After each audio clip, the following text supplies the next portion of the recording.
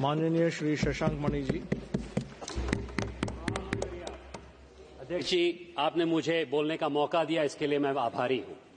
मैं आज इस सदन में 2024-25 के लिए प्रस्तुत अतिरिक्त अनुदान की मांग का समर्थन करने के लिए खड़ा हूं और इस सदन में पिछले हफ्ते करीब 87,000 करोड़ रुपए का अतिरिक्त अनुदान की प्रस्तावना रखी गई थी और उसमें शुद्ध नकद आउटफ्लो करीब 44,000 करोड़ का था, जिसमें बकाया जो मंत्रालय द्वारा बचत या बढ़ी हुई वसूली से पूरा होगा।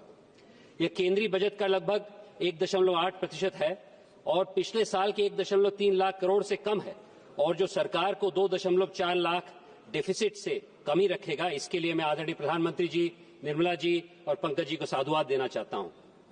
आदरणीय अध्यक्ष महोदय, आज से लगभग 48 घंटे पहले ही संविधान में 75 वर्षगांठ पे हाल ही में चर्चा हुई, जिसमें माननीय प्रधानमंत्री जी ने एक बहुत सुंदर उद्बोधन दिया और उस उद्बोधन के अंत में उन्होंने सबके प्रयास का उल्लेख किया।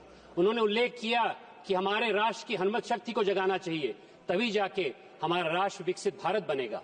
और इसमें मुझे वो प्रेरणादायक श्लोक याद आता है जो हनुमान का है, जो जाम्बवन जी कहते हैं, कहां रीछ पद सुन हनुमाना, का चुप साध रही बलवाना, पवन तनय बल पवन समाना, बुद्धि विवेक विज्ञान विधाना। हमारे 140 करोड़ नागरिक में, हमारे जनता में इतना शक्ति है, हनुमत शक्ति है, उसको जगाने की प्रेरणा उन्होंने हम लोग को दी और इसी से मैं समझता हूं हमारा बजट भी और ये अनुदान भी प्रेरित है। अध्यक्ष जी, ये अनुदान आदरणीय दीनदयाल उपाध्याय जी के एकात्म मानववाद से भी प्रेरित है। विपक्ष हर समय काटो बटो की भावना से आगे बढ़ता है, हमारा संविधान और हमारी पार्टी एकात्म मानववाद की भावना से एकजुट होकर अपने राष्ट्र को आगे बढ़ाने के लिए बढ़ती है और ये अनुदान की मांग उसको सिद्धांत करती है। इसके विपरीत औपनिवेशिक और संभ्रांतवादी सोच वाली पार्टी कांग्रेस ने हर समय डिपेंडेंसी लाई है, हर समय लोगों को आर्थिक रिहाई नहीं, आर्थिक गुलामी की तरफ बढ़ाया है। इसके लिए मैं उनकी निंदा करता हूं। बहुत सालों तक ये हुआ है। मैं 4 प्रमुख विषयों से, 4 प्रमुख अनुदानों से अपनी बात आपके बीच में रखना चाहता हूं अध्यक्ष महोदय, और इसको अपने संसदीय क्षेत्र लोकसभा देवरिया से जोड़ के अपनी बात रखना चाहता हूं। पहला है कृषि और कल्याण, किसान के लिए 9,900 करोड़। अध्यक्ष महोदय, ये हमारी सरकार का किसानों पर ध्यान केंद्रित करने का जो लक्ष्य है, इसको दर्शाता है। लेकिन इसमें रोचक बात यह है कि कृषि संरचना और विकास कोष के लिए, महालुबस राष्ट्रीय फसल पुनर्निर्माण केंद्र के लिए, कृषि शिक्षा प्रबंधन और सामाजिक विज्ञान की सृजन के लिए इसमें अनुदान दिया गया है। अध्यक्ष महोदय, मेरे निर्वाचन क्षेत्र में तमकुही राज में एक विधानसभा है, उसमें हम लोग कृषि विद्यालय बना रहे हैं, कृषि केंद्र बना रहे हैं, कृषि विश्वविद्यालय बना रहे हैं। योगी जी की सरकार के साथ मुझे पूरा विश्वास है अनुदान उस विद्यालय को सबके प्रयास के साथ आगे बढ़ाएगा ताकि वहां का किसान आगे बढ़ पाए। दूसरा, नागरिक उड्डयन मंत्रालय के द्वारा 231 करोड़ रुपए का अनुदान। हालांकि ये छोटा है, लेकिन टियर 3, टियर 2 जिलों पे केंद्रित है। ये बहुत महत्वपूर्ण चीज है। हमारे देश की जो अधिकांश आबादी है टियर 3 जिलों में रहती है, जैसे देवरिया क्षेत्र में। इस अनुदान में उड़ान योजना और कस्टम और कार्गो के लिए सहायता है।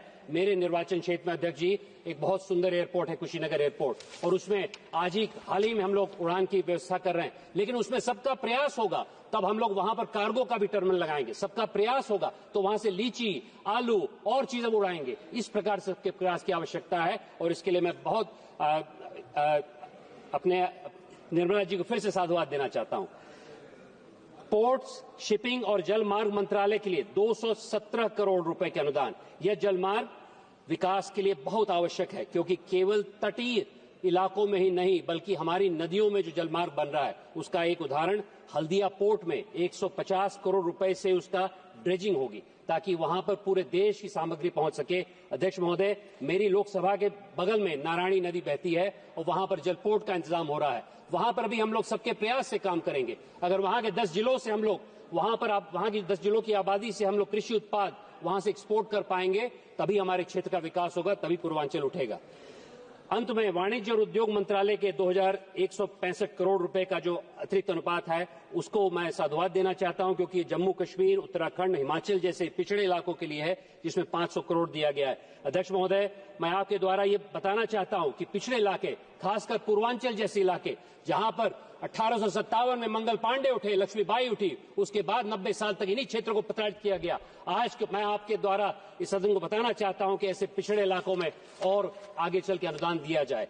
अध्यक्ष महोदय, हमारी सरकार के इस अतिरिक्त अनुदानों की सराहना करता हूं, क्योंकि ये गरीब, किसान, और विशेष रूप से दलितों और पिछड़ों के लिए होगा, लेकिन इसी के साथ साथ ये अनुदान युवाओं, महिलाओं, किसानों को सक्षम बनाने के लिए करेगा। दुर्भाग्य की बात यह है कि 50 साल से ज्यादा इस देश में निर्भरता की मानसिकता बनाई गई।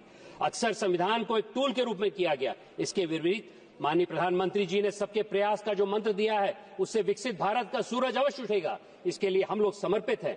हम लोग चाहते हैं कि अर्थव्यवस्था को बनाने के लिए 140 करोड़ नागरिक जागे। सिर्फ हम और आप ही नहीं, पूरा देश जागे, तब जाके विकसित भारत का सूरज उगेगा। अध्यक्ष महोदय, मेरी लोकसभा में 19 लाख मतदाता हैं, 26 लाख नागरिक हैं।